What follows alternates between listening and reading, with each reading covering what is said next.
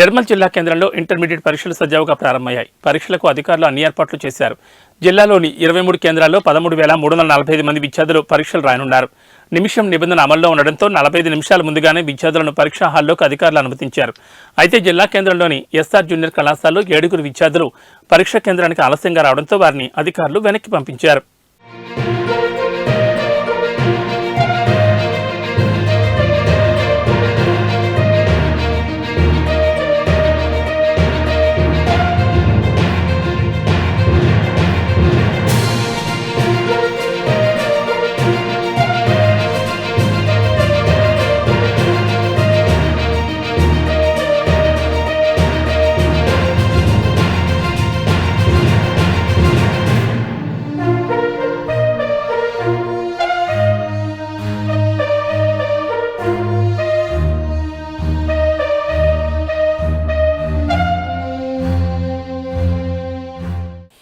నిర్మల్ జిల్లా కేంద్రంలో ఇంటర్మీడియట్ పరీక్షలు సజావుగా ప్రారంభమయ్యాయి. పరీక్షలకు అధికారులు అన్ని ఏర్పాట్లు చేశారు.